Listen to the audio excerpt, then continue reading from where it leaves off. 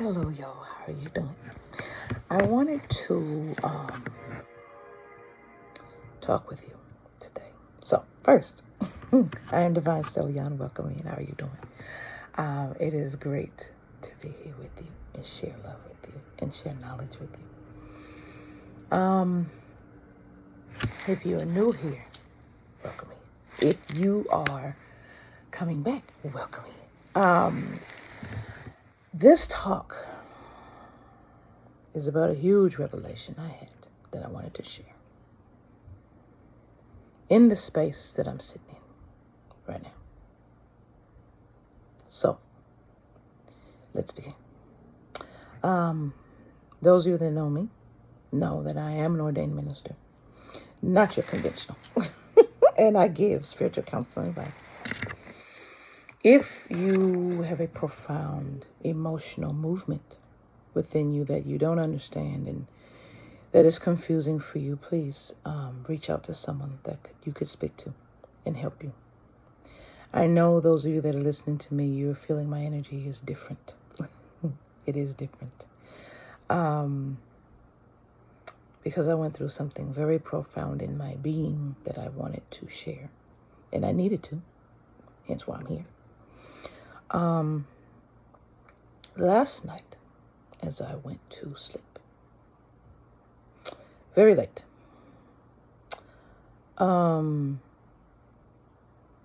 something said, let's have a lesson in compassion.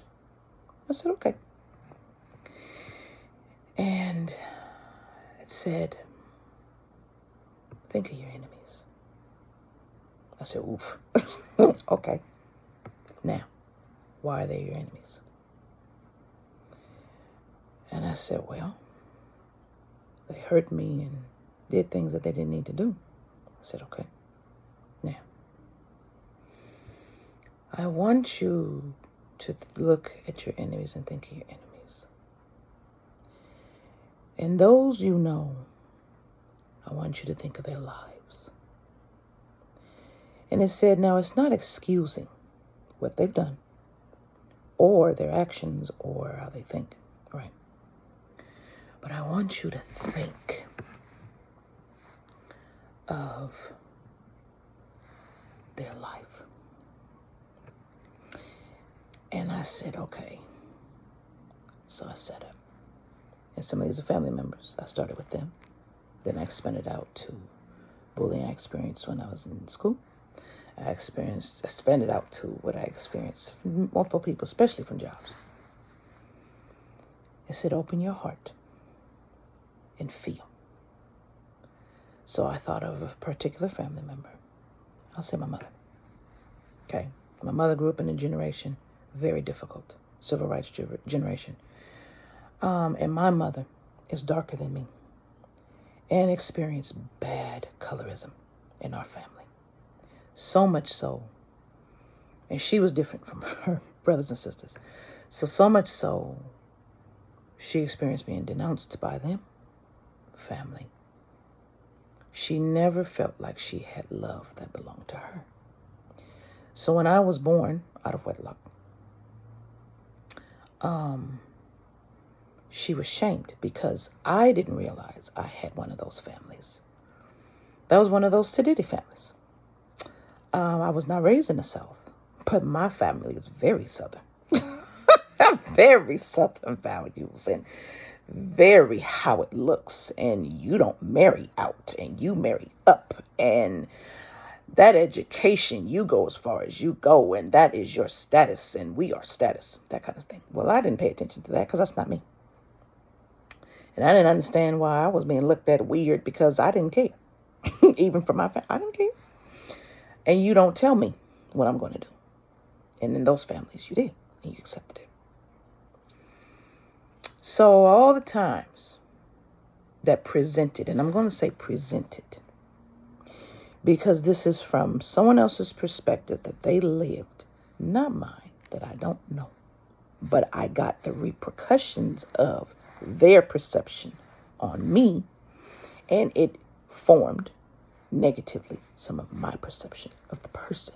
Are you listening to what I'm saying?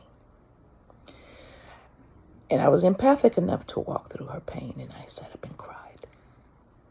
And something said, now, how could this person love you when their love was either non-existent or skewed heavily in their perception of what love is? And I said, she couldn't. And they said, right. So then I fast forwarded, actually. I took a leap. And I went to this third party situation. And I said, if you truly forgave, and I said this to myself, if you truly forgive, you can be compassionate enough to feel this person's pain. Doesn't mean you take them back. It does mean you forgive. Now, why did Divine, you may be asking, Divine, why are you doing this? Easy. Do I not tell you to walk the way my Father said we're supposed to walk? This is the way my Father said we're supposed to walk. This is work that a lot of people don't do, but I do. And I do with clients, because when you have an issue with an outside person, you really do need to see their shoes. We're looking at their face. We're looking at their upper body language. We're not looking at the legs and feet. And sometimes they may have a beautiful suit, church hat, earrings, jewelry, and stuff like that. But when we're looking down at the shoes, they're muddy as hell and worn and nowhere near brand new. You understand? This was so profound. I didn't put none of my bracelet on or nothing because I didn't want any sound to disrupt what I'm telling you, because this is very important what I'm telling you. So I went to my third party. And I said, and so this thing said, okay, you did it with her, let's do it with this one. I said, oh, because there's multiple people. And it said, why do you think they did that to you? And I sat, and I'm past the anger part. So I sat. I said, this person that I loved had a parent like mine. I told you we marry each other. But I refused. They didn't. I refused to let my parent make me feel a certain way, put me in certain places, certain categories, my parent and family. But in all of that pushing to not, I ended up picking up anyway. And sometimes we act like the person when we refuse. The opposite will happen.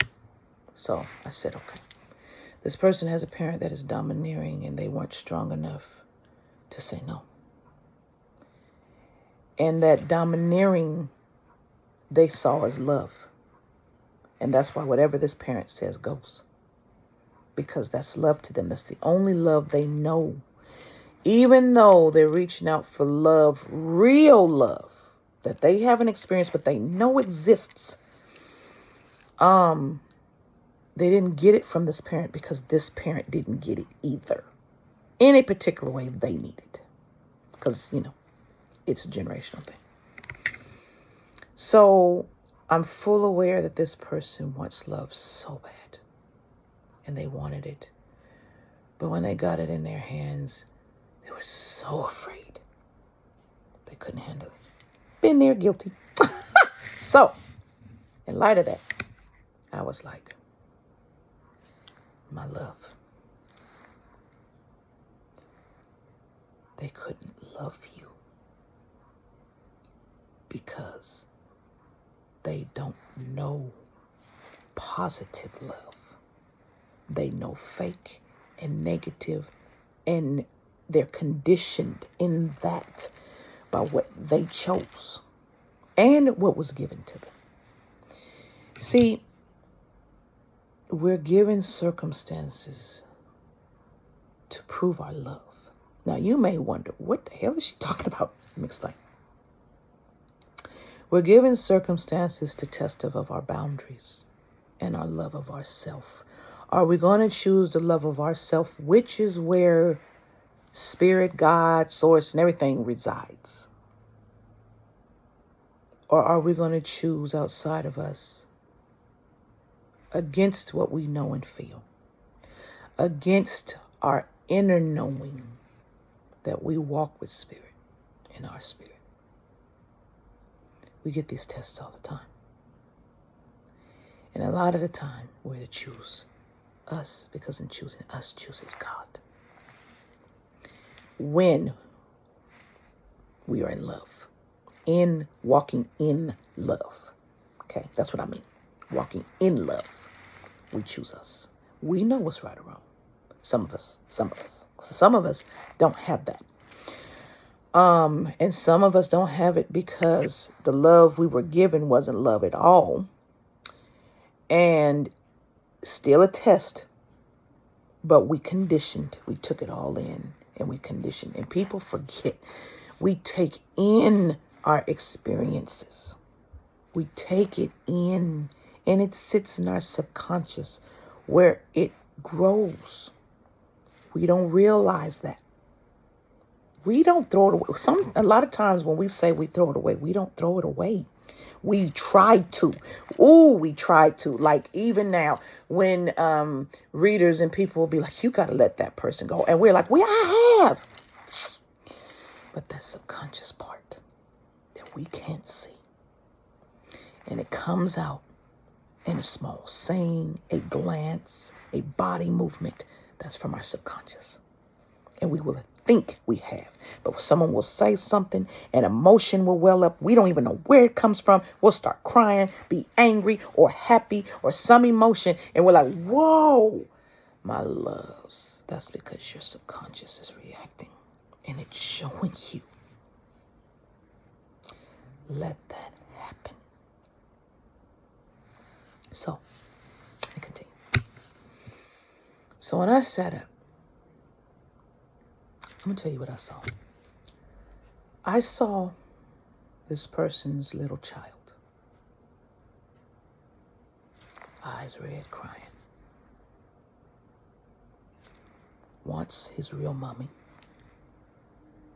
And just wants the love that will heal them. The thing is, my loves, that love that heals you is not outside of you. It is not in a person. It is in you. It has always been in you. And when I sat and I watched, I cried. When I thought about this third party, and let me tell you, it was hard. But because I have understanding, I'm required. And I did it. And I felt her. Now, this third party was give me at all cost. I deserve. This is what I want. I'm going to have. And I will take down anyone who won't let me have it. That tells me this is someone, and I was shown, who was always taken from and thought of last. The group was always more important than the individual. And even if they did receive, it wasn't what they wanted, and it became very narcissistic. Because this person doesn't understand. It takes us all. And love is shared among all. Okay? This person didn't understand if the person wants to go to you, my love, I release them and let them go. You don't have to fight me. You don't ever keep somebody who don't want you. Especially if they're not fighting for you. I love me enough to say, go ahead. No hard feelings. Go ahead. Right? And a lot of us will notice when we do that, that other person is like offended. And we're like, what? We just gave you what I don't understand. Because, my loves, they're used to the fight, not the surrender. I'm going to say that again for everybody in the back. They're used to the fight, not the surrender. So, my love, I knew And you will know this. You understand. Sometimes we understand that other person does not get it, but never will, especially narcissists. And I hate that word. I hate using that word. Really do. It's just overused. But you can't argue with one. So you surrender. That's why you got to learn to be the better person sometimes. To just surrender it and leave it alone, right? And you will notice people get angry because they wanted to fight with you. They needed the fight. They needed to prove to prove why they deserve it. When they know they don't. When they know they didn't work for it. When they know they stole it. They need that from you. To say, see, if they really deserved it, they wouldn't have fought with me.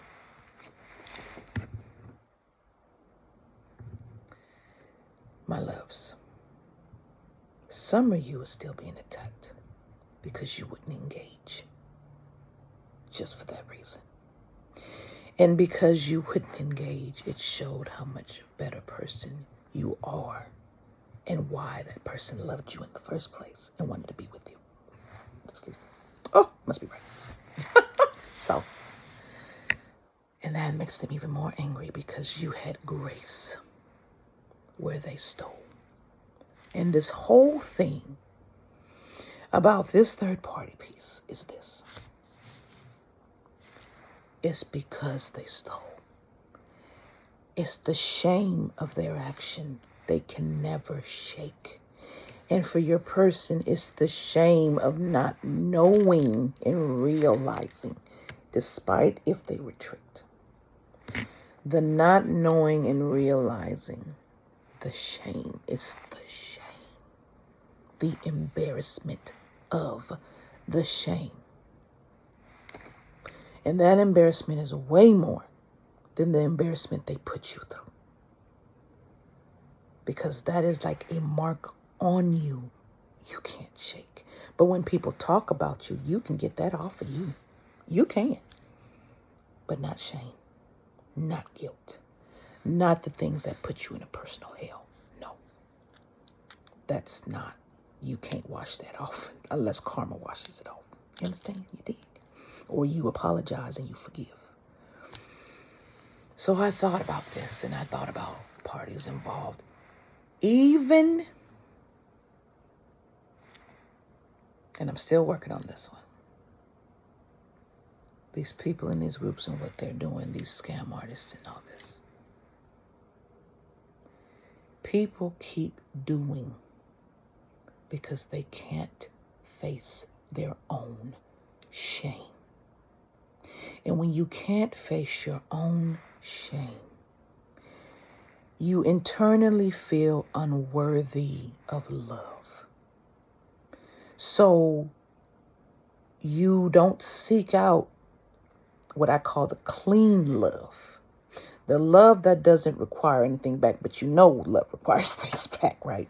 Love is expensive, spiritually. They have to keep the shame going. Because the moment they don't, and they sit, and that guilt rests and sits, my loves, they can't take that emotion. It would destroy them. They don't understand to just stop. And even if you can't tell the person, it's okay to feel the pain and cry it out and say, I'm sorry. That's all you gotta do to get rid of the shame. That's all. Don't feed the shame anymore. A lot of our enemies, and there are some that are bad, don't get me wrong, there are spirits that are bad. Okay. But a lot of our enemies are not bad people. They're broken people, not bad people. There is a difference between being broken and being bad.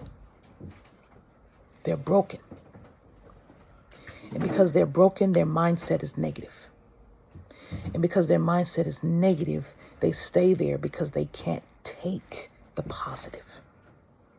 They think you will never love them the same or never love them. They will make the excuse you never did. They will sit up and rationalize why they had to hurt you in the first place. And we're the ones left with questions. And it is not until you walk the enemy's path in your mind, their path, not what they did to you, but to put yourself in their heart space for a moment, that you're like, oh.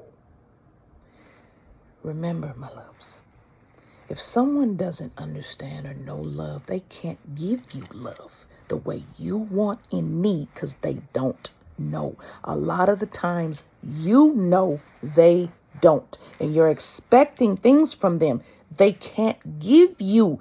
They don't have the understanding. And when they run from someone who does, they're not ready. They're not ready to face themselves. They're not ready to face their pain. They're not ready to feel it or process it. So they stay in shame, not understanding. At some point, you're going to have to let the shame go and sit it down.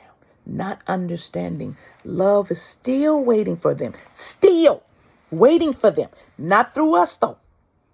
But now it's waiting for them here. Waiting for them to come home to heal so they can experience the love that they want and turn it around. My loves, that walk with compassion for me was profound. And it gave me full understanding of what my father said as to why you love your enemies.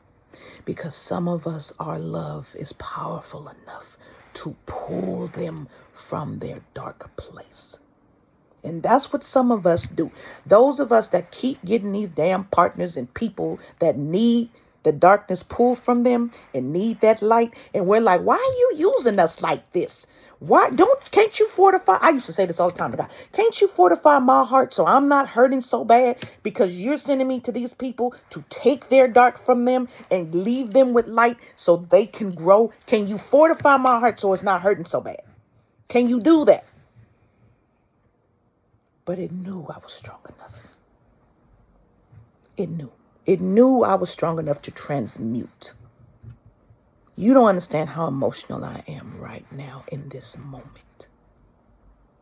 Because some of the questions I had in talking to you, I get answers. But not just in talking to you. But when I'm talking to you, I think at the same time and I see at the same time. You don't understand the jobs of some of us. And those of you that know are so big, hurt so much.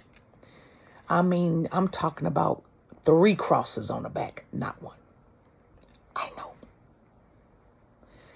But when we are able to help someone transmute that pain and shame, right?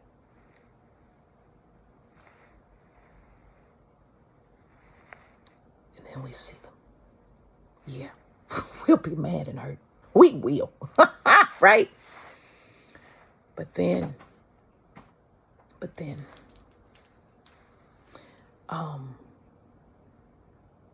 the work we did, what we were sent to do, and we lifted someone out of shame. Even by our leaving. I got the best advice with one of my exes. Sometimes to show someone you love them so much, you must leave them. So they learn. Because they can't learn with you around. I said, oh man. And that's what a lot of us had to do in this last situation. Right? We had to leave them for them to learn. That was their love lesson. And that is why they don't get us back. It is a hard lesson for them to learn. Extremely hard. And understand. And please don't be ashamed of this vulnerability, but it doesn't mean you give in. It just means you recognize. Please understand. There is nothing wrong with seeing the enemy's pain and praying for them. And sending love to them and leaving it alone there. Giving it up to Spirit. It is yours now. I got the next assignment for me. You need me to do.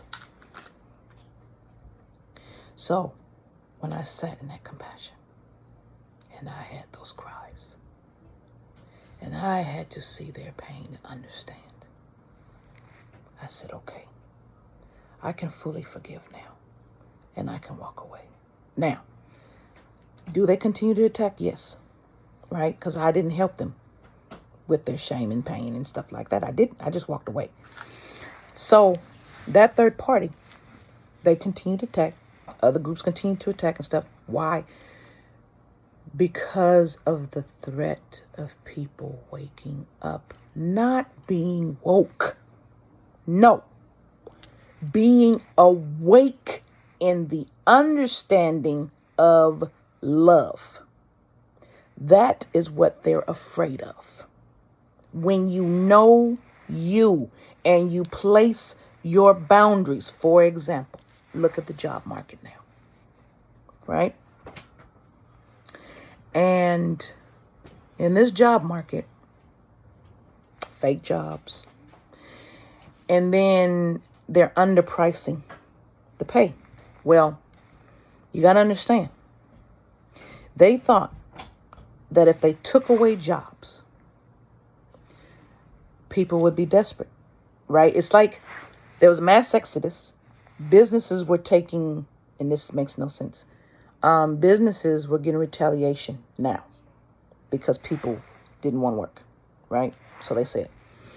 So they were taking mass retaliation because people are leaving because they're being mistreated and stuff and saying, forget it, go in business for myself, right? So now you have people looking for jobs. And businesses are like, no, I'm going to pay you menial, but you're going to do all of this. And people are like, no. So now there's a standstill. Same type of thing. Same type of thing between you and your enemy. And that's the question everyone has. When does it stop? When do you stop having the pissing contest? When do you stop having the dick comparison match? When do you stop having the ego doing this with each other? Well, the ones who have the understanding, and this is why a lot of people don't like loving, because the ones that have the understanding are the ones that yield the most, because we do understand. It's nothing to fight with. It's not a fight. And we also understand we can't explain it to that person. They're not there. They're not there. We understand that.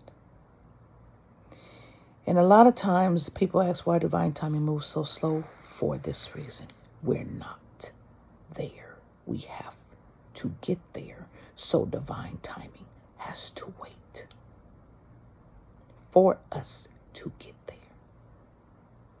My loves. The energy right now is so pivotal for your transformation. And this is what I've been trying to tell you for this transformation. This is why you love your enemy. A lot of times people are held back for an enemy. No, you love the enemy for yourself, just like that's the reason why you forgive. It's for your healing and understanding in love, so you can love them in love. When you address someone as an enemy, and I do this, you're doing this, you're in this category, this is how I see you, this is how good you are. You have judged labels, right? The way your enemy has judged and labeled you, I told you it's a mirror. When does the mirror break so it doesn't loop anymore? That's up to you. That's up to the one who understands. Is it hard? Fuck yeah, it's hard. Yes, it is. It is.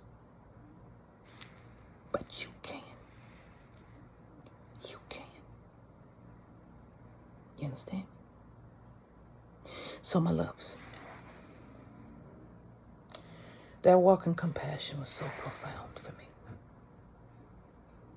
You treat everyone with respect. Prejudice or not, racist or not, or whatever. Because it's for them to prove to spirit what they need. You did your part. You walk on.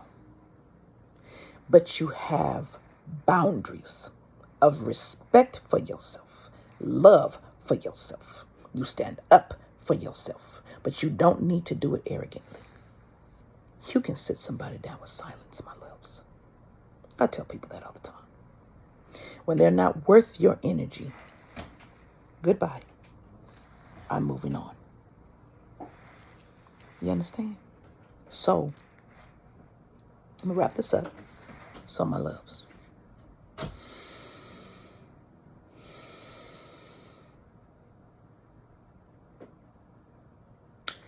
this is one of the hardest things you're going to have to do on your path.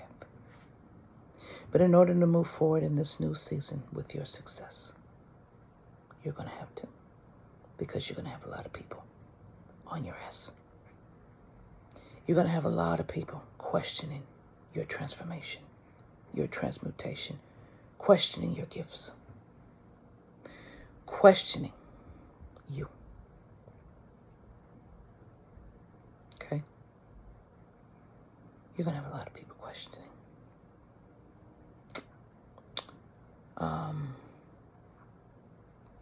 You must know you and love you to walk in this new season. It is required.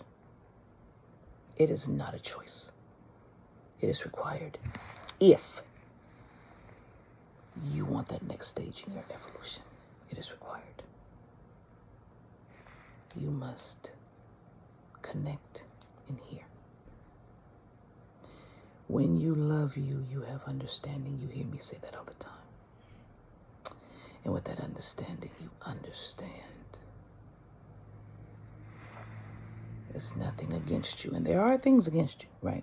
But in the grand scheme of things, it's nothing against you that can touch you, ultimately. And if there are things like magic and things touching you and you leave this plane, you were meant to leave at the time you were meant to leave. Because what is coming for that other person, you were just a catalyst and you had to go. Is it fair? No. But the system doesn't work in what's fair. Yet. Okay? So, I wanted to share that with you. What I learned. I always share what I learned. And I hope I was able to express the importance of it to you. When you have people that hurt you, when you are able and ready, sit in their shoes for a moment and feel. After you feel, cry it out, let it go. Give them up. Move on. Move on. All right, my loves, I love you. You are so precious and needed. You are approaching the next level of your transformational evolution. Don't be afraid. It was meant for you. Love will guide you if you let it. Let it in. Let it in. Let it heal. Let it guide. Quiet and listen to what love is telling you to do. Not in obedience.